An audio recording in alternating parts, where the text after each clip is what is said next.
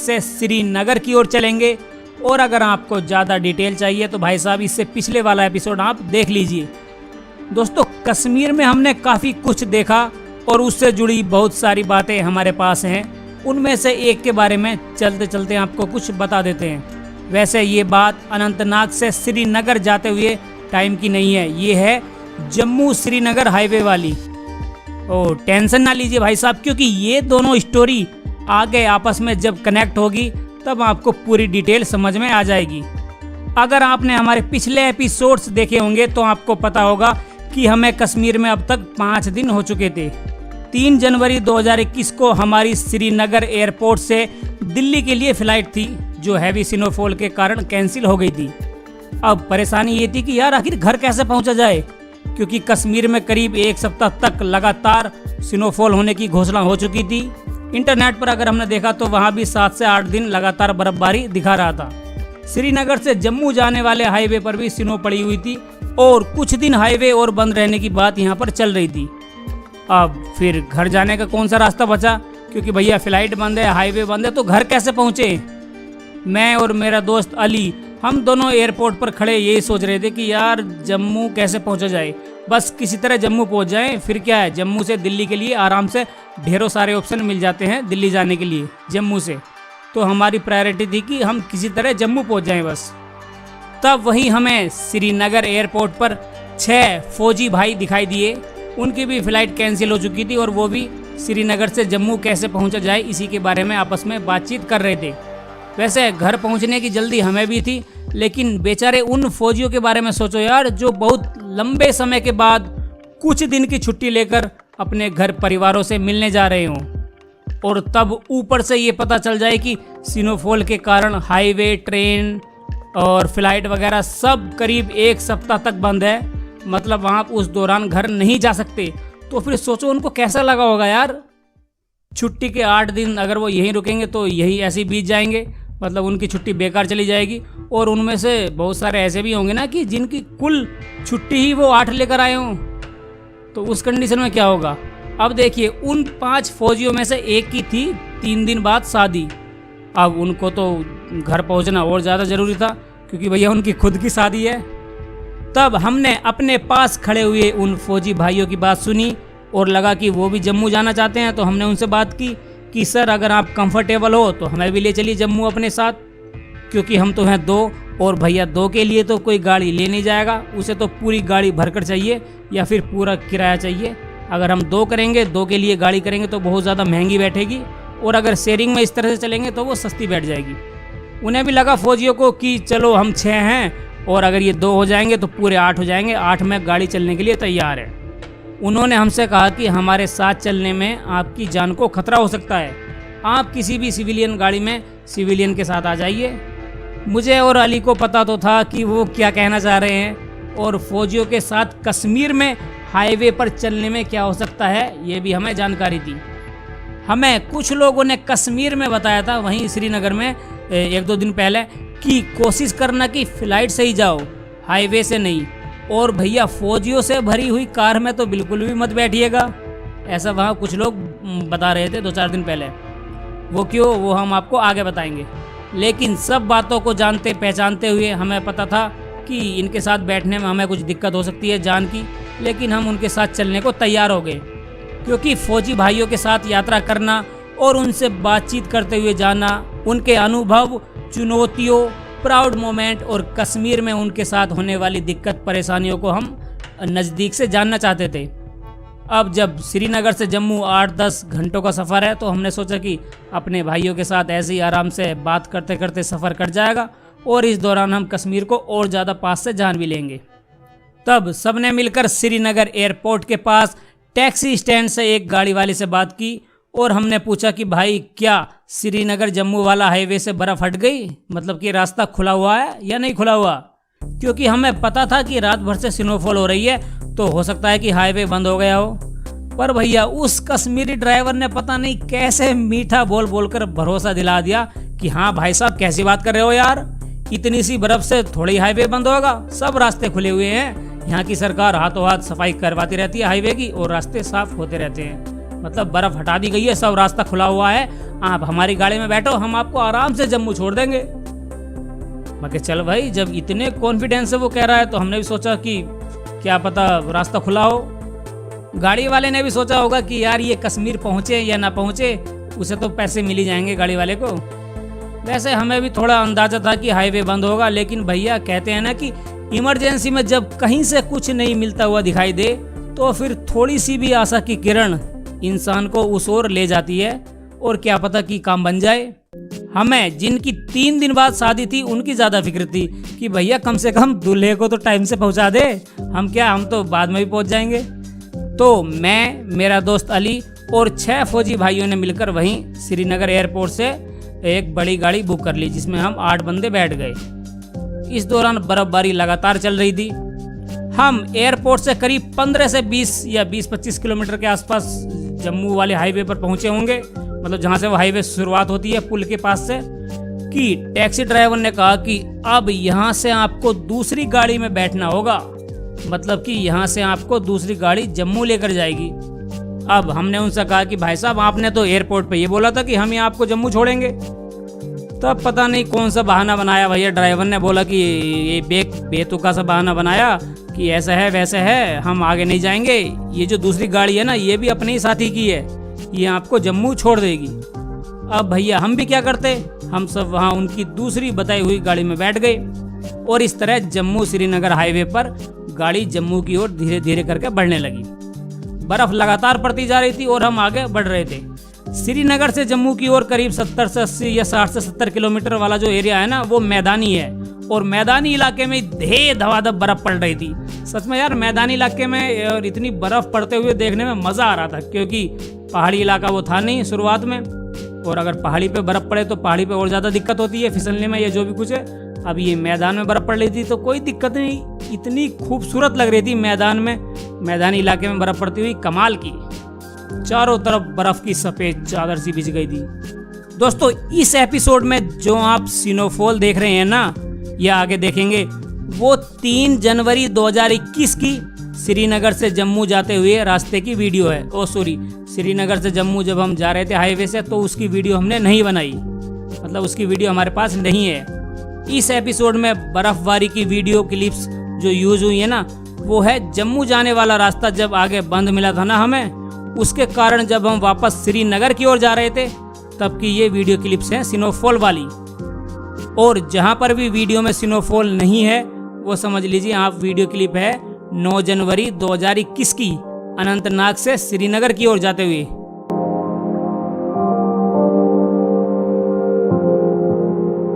वैसे भी जम्मू से श्रीनगर वाला रास्ता हो या फिर अनंतनाग से श्रीनगर वाला रास्ता, एक पॉइंट पर आकर दोनों आपस में मिल जाते हैं, जिससे कि आगे श्रीनगर वाला रास्ता सेम हो जाता है। शुरुआत में गाड़ी में तो फौजी भाइयों से हमारी कुछ ज़्यादा बातचीत नहीं हुई, क्योंकि सब अपने घर फ़ोन पर बातचीत करने में लगे हुए थे, बोल रहे थे बड़े खुश होकर बेचारे कि हम घर आ रहे हैं। अब खुशी तो होती है यार घर वालों को भी और उनको भी कि इतने दिनों के बाद हम घर जा रहे हैं आज। कुछ देर बाद हम में आपस में बातचीत शुरू हुई तो उन्होंने हम दोनों से कहा कि आप हमारे साथ बैठ तो गए, पर पता नहीं रास्ते में क्या हो जाए। आपको पता ही होगा कि कश्मीर में आतंकियों के निशाने पर सबसे पहले जो आते हैं वो हैं फौजी। उनकी कोशिश रहती है कि किसी भी तरीके से फौजियों को मारा जाए, चाहे वह चलती गाड़ी में क्यों ना हो।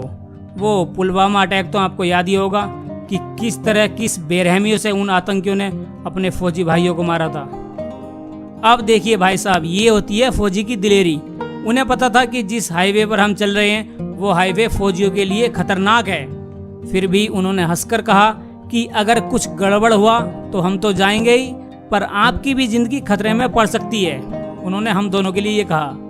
अब हमारे लिए ये हंसने वाली बात तो थी नहीं, पर क्योंकि ये सब हमें पहले से ही पता था कि इस रास्ते पर इनके साथ बैठने पर हमारे साथ क्या हो सकता है, तो जब हमें पहले से पता था तो भैया हम भी मुस्कुरा दिए कि मैं चलो जो भी होगा देखा जाएगा। दोस्तों, भले ही ये गाड़ी फौजियों की नहीं थी, लेकिन थे तो उसमें फौजी ही ना, ज़्यादातर तो हम सिविलियन थे और वो 6 फौजी थे, तो ऐसे में अटैक होने की संभावना थोड़ी बहुत बन जाती है। उनसे बातचीत करने में सच में बहुत ज़्यादा मज़ा आ रहा था यार। उनके अनुभव, उन्होंने अपनी जो कहानी बताई या जो उन पर बीतती है वो अपनी जो उन्होंने स्टोरी सुनाई, सच में कहीं कहीं पर बहुत दुख हुआ यार उनकी कहानी सुनकर, जो कश्मीर में जो होते हैं वो पत्थरबाज वगैरह। चलो आगे बढ़ते हैं। उन्होंने कहा कि कश्मीरी अपने ही भाई हैं, हमारी लड़ाई कश्मीरियों से नहीं है, हमारी लड़ाई है उन आतंकी और देश के दुश्मनों से जो भारत को बर्बाद करने और तोड़ने की कोशिशों में लगातार लगे रहते हैं। ऐसी ही हमें बातचीत चलती रही, हम उनको जानते रहे और अपने वो कुछ किस्से कहानियाँ जो स्टोरी उनके साथ बीती होती है वो हमको बताते गए कि ऐसा हुआ था, वहाँ ऐसा हुआ था। फौजी भाई से सच में बहुत कुछ जानने समझने को मिला। अब भैया सब बातें यहाँ जो उन्होंने फौजियों ने हमसे बताई वो मैं आपको यहाँ नहीं बता सकता, क्योंकि अगर पूरी स्टोरी मैं आपको यहाँ बताने लग गया तो भैया ये एपिसोड बहुत ज़्यादा लंबा हो जाएगा। इसके बारे में फिर कभी बात कर लेंगे। सच में यार देश की सुरक्षा के लिए अपनी जान पर खेल जाने वाले उन सारे बहादुर सैनिकों को मैं सैल्यूट करता हूँ जो पत्थर और गोली दोनों हंसकर खाते हैं और देश की एकता अखंडता को बनाए रखने के लिए अपना सब कुछ न्योछावर कर देते हैं। इस बात पर मुझे LOC कारगिल का वो गाना याद आ रहा। पता चला कि भैया हैवी स्नोफॉल और लैंडस्लाइड के चलते जम्मू की तरफ जाने वाला रास्ता पूरी तरह से बंद है। अब सब सोचने लगे कि यार इतनी दूरी तय कर गए, यहाँ तक तो पहुँच गए, पर आगे का रास्ता बंद है, अब क्या करें। अब हमारे पास था भी क्या, मतलब हम कर भी क्या सकते थे। कुछ देर ऐसे ही बैठे रहे। सड़क पर एक आदमी चाय बेचने आ गया तो भैया उसकी चाय पी ली, पैसे दिए यार, ऐसी बात नहीं है, फ्री में नहीं पी। और सोचा कि यहीं कहीं सड़क के आसपास होटल में किसी में कमरा ले लेते हैं और जब आगे का रास्ता खुल जाएगा तो हम यहाँ से निकल जाएंगे। लेकिन तभी मालूम हुआ कि ये रास्ता पता नहीं कब खुलेगा, क्योंकि जैसे कि मैंने आपको पहले बताया कि अगले 7 से 8 दिन तक तगड़ी बर्फबारी होने की संभावना जताई गई थी। तो ये उम्मीद हम कैसे कर सकते थे कि इतने टाइम बाद ये रास्ता खुल जाएगा। अब जब हमें टाइम ही नहीं पता तो यहाँ होटल लेके क्या करेंगे। एक तो इतना महंगा होटल मिलेगा यहाँ इमरजेंसी में, बहुत ज़्यादा महंगा, तो कोई फ़ायदा नहीं है। तब कुछ देर सोच विचार करने के बाद हमने सोचा कि इससे अच्छा तो ये है कि भैया यहाँ से श्रीनगर वापस चला जाए और वहीं पर श्रीनगर में होटल लेंगे। जब मौसम खुलेगा, फ़्लाइट खुलेंगी या हाईवे खुलेगा तो हम तब दोबारा आ जाएंगे, क्योंकि यहाँ इतना महंगा होटल कौन लेवे। अब भैया हम सब ने ऐसे ही मिलकर विचार बनाया, तो गाड़ी मोड़ दी वापस श्रीनगर की ओर और श्रीनगर जाने लगे। इस एपिसोड में स्नोफॉल की जो वीडियो है ना, वो वापसी में इसी रास्ते से श्रीनगर की ओर जाते हुए रास्ते की वीडियो है। अब इसके बाद जब वापस श्रीनगर हम पहुंच गए तो हमने गाड़ी से उतरकर अपने फौजी भाइयों को जय हिंद बोला। बदले में भी उन्होंने जय हिंद बोलकर वो भी अपने फौजी कैंप में चले गए। अब पता नहीं वो सब कैसे और कब घर पहुंचे होंगे। खास तौर पर हमें उस फौजी की फिक्र थी बेचारे की, जिसकी 3 दिन बाद शादी थी। अब पता नहीं उनका क्या हुआ होगा। हमने अगले दिन उन्हें फ़ोन किया, तब भी ये पता चला कि वो सब जो हैं अगले दिन भी श्रीनगर में ही थे। अब देखिए 3 दिन में से 1 दिन और कम हो गया, अब बचे 2 दिन, मतलब 2 दिन बाद उनकी शादी थी। इसके बाद जब अगले दिन हमने उन्हें फ़ोन किया तो फ़ोन बंद आ रहा था। अब जब फ़ोन बंद आ रहा था तो हमें पता नहीं चल पाया कि जिस फौजी भाई की शादी थी वो टाइम से पहुँचे या नहीं पहुँचे। वैसे तो मेरे हिसाब से नहीं पहुँचे होंगे, क्योंकि मौसम लगातार ख़राब होता जा रहा था और फ्लाइट और हाईवे सब बंद थे, तो फिर कैसे पहुँचे होंगे। शायद शादी की डेट ही उन्होंने कुछ आगे बढ़ाई होगी। तो भैया ऐसी होती है अपने फौजी भाइयों की लाइफ। आसान नहीं है भाई साहब, फौजी की लाइफ बहुत तगड़ा संघर्ष है। हाँ तो दोस्तों ये सब मैंने आपको इसलिए भी बताया क्योंकि अगर आप कभी कश्मीर आ रहे हैं तो सबसे पहले आप वरीयता दीजिए फ्लाइट को, क्योंकि जम्मू श्रीनगर हाईवे पर कुछ किलोमीटर के बाद पहाड़ी एरिया शुरू हो जाता है, जहाँ पर लैंडस्लाइड बहुत कॉमन बात है, जिस कारण सड़क आपको बंद मिल सकती है या फिर हो सकता है कि इनके अलावा और भी कई चुनौतियों का सामना आपको करना पड़े। भले ही आप 2-4 दिन कश्मीर में और एक्स्ट्रा रुक जाइए, पर भाई साहब आप प्रायोरिटी दीजिए फ्लाइट को कि हमें फ्लाइट से ही जाना है। हाँ अगर आपके साथ कोई मजबूरी है या किसी कारणवश फ्लाइट आपको ना मिले तो जम्मू के लिए बाई रोड निकलने से पहले श्रीनगर या जहाँ कहीं भी आप कश्मीर में हो वहाँ मालूम कर लीजिए किसी से, लोकल वाले से या कहीं से भी, कि हाईवे खुला है या नहीं खुला। वैसे ये जरूरी भी नहीं कि सारे टैक्सी वाले एक जैसे ही हों, पर ज़्यादातर केस में पैसे कमाने के लिए टैक्सी वाले जानबूझकर झूठ बोल देते हैं कि हाँ रास्ता खुला है, आप हमारे साथ बैठो, हम आपको जम्मू छोड़ देंगे। जैसे टैक्सी वाले ने हमारे साथ किया, तो मैं नहीं चाहता कि आप अगर कभी जाएं और बाई रोड से आपको आना पड़े ख़राब मौसम में, तो आपके साथ भी ऐसा ही हो। इसलिए ये सब मैं आपको कहानी बता रहा हूँ। अब देखिए ऐसे में क्या दिक्कत होती है, ऐसे में ना जो जहाँ आपकी गाड़ी रुकेगी जहाँ पर, तो वहाँ होटल बहुत महंगे होंगे, या फिर अगर आप वापस भी आना चाहोगे तो फिर गाड़ी वाला भी एक्स्ट्रा चार्ज लेगा। सर्दियों में क्या होता है ना कि हाईवे एक एक दिन करके खुलता है। जैसे एक दिन जम्मू से श्रीनगर के लिए खुल गया और दूसरे दिन श्रीनगर से जम्मू के लिए, इस तरह हाईवे ये खुलता है। ये हमें इन्होंने बताया था। हमें श्रीनगर में ही पता चला कि शाम को रोज 5 से 6 बजे के बीच एक फ़ोन नंबर पर फ़ोन करके आप पूछ सकते हैं कि रास्ता खुला है या नहीं खुला। वो नंबर तो हमें याद नहीं रहा जिस पर हम कॉल करके पूछ सकते हैं, पर इंटरनेट पर एक वेबसाइट मिली jktrafficpolice.nic.in।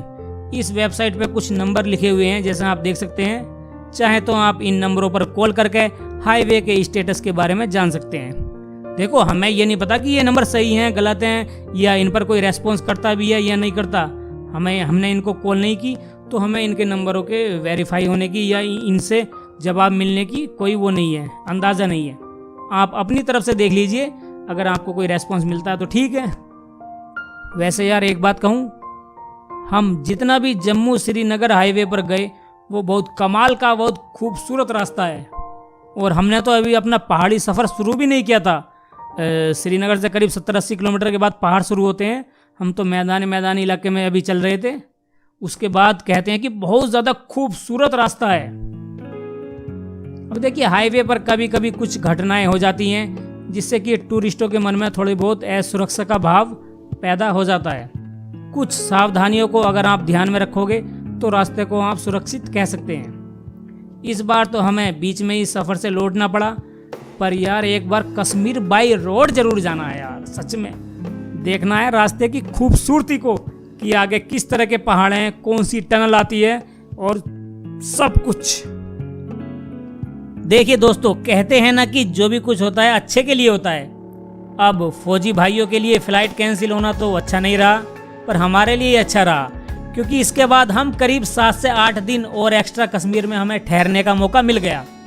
और समय रहते आसपास के जितने भी जगह हम जा सकते थे जो खुली थी, हम वहाँ चले गए उनको देखने के लिए।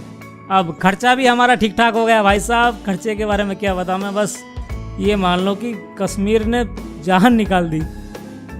गुलमर्ग और डल लेक तो हम फ़्लाइट कैंसिल होने से पहले ही घूम चुके थे। इसके बाद श्रीनगर लोकल के कुछ स्थानों पर हम गए, और फिर जब सुना कि पहलगाम का रास्ता खुल गया तो भैया हम श्रीनगर से पहलगाम घूमने के लिए निकल गए। सोनमर्ग इसलिए नहीं जा सके क्योंकि तब वहां जाने वाला रास्ता बंद था। अब देखिए, हम सोचकर तो आए थे कि 5 दिन कश्मीर में रुकेंगे, पर भैया कुल मिलाकर हो गए 12 से 13 दिन हम कश्मीर में रुके। इस दौरान सच में कश्मीर के बारे में बहुत कुछ जानने और देखने को मिला। ये बात सही है कि इतने दिन किसी भी स्थान को जानने समझने के लिए काफ़ी नहीं है, पर भाई साहब ये बात भी सही है कि इस दौरान हमने कश्मीर को बहुत ज़्यादा करीब से देखा और समझा। जो भी कश्मीर के बारे में बोला जाता है, लगभग हर पहलू को हमने वहाँ जाकर देखा कि आखिर सच्चाई क्या है। चाहे वह कश्मीरी पंडित हो, आर्मी हो, पत्थरबाज हो, एनकाउंटर हो, आम कश्मीरी की सोच हो, धारा 370 और 35A का असर हो, और अन्य सभी को हमने वहाँ जाकर देखने, समझने और जानने का हमें वहाँ मौका मिला। सच में हमारी कश्मीर यात्रा बहुत ज़्यादा कामयाब रही। वो तो आप अंदाज़ा लगा लीजिए कि जिस स्थान के बारे में अब तक हम 23 एपिसोड बना चुके हैं और आगे भी 6-7 एपिसोड और आएंगे, तो सोचिए कि हमने कितना उसको जाना होगा, कितनी डिटेल हमने आपको दी है। ये तो आपको पता ही है अगर आपने हमारे एपिसोड देखे हैं तो।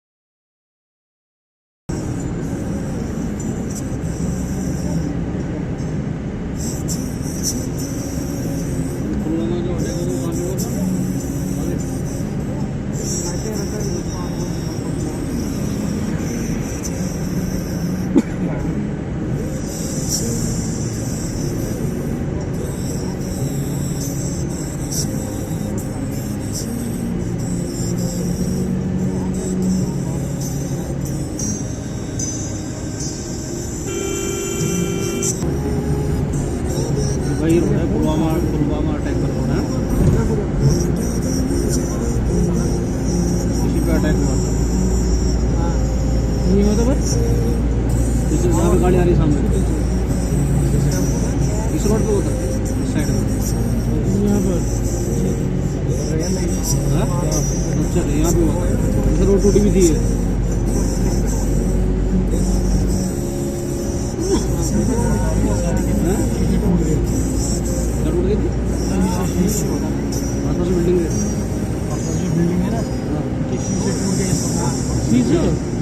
इतना तेज था धमाका, बच्चों लगे थे ना बस के तो। हाँ? अच्छा।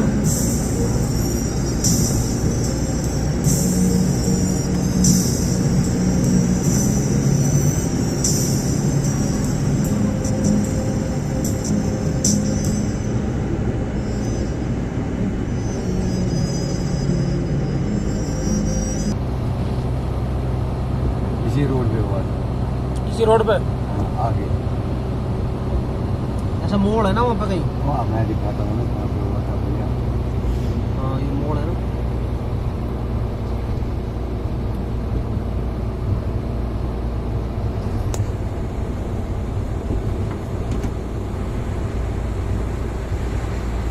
तो का अटैक हुआ था कि यहाँ पे हुआ था। यहाँ हुआ था अटैक? हाँ यहीं पे। अच्छा इस जगह? इसी जगह। गाड़ी जहाँ से हम चले इधर से आ रही थी गाड़ी, हाँ पीछे से वहाँ से गाड़ी आ अच्छा रही उस रोड पे, उस साइड में, थी। उस रोड से आ रही थी ना गाड़ी। उस रोड पे हुआ था। इसी रोड पे हुआ था।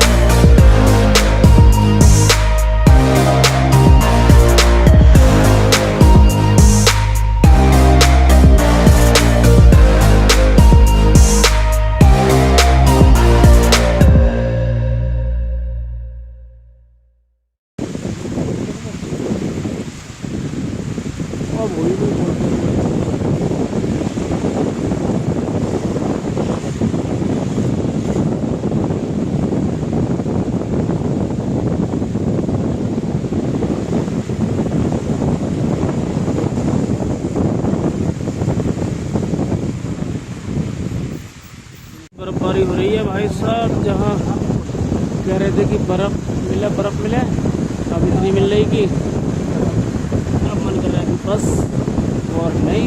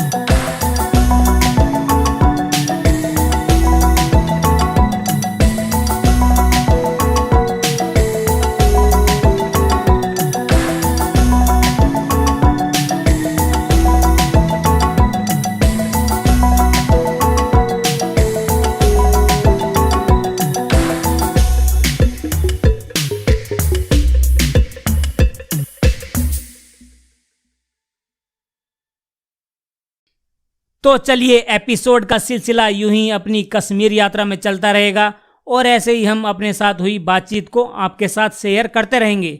तो मिलते हैं अगले एपिसोड 25 में, पहलगांव में।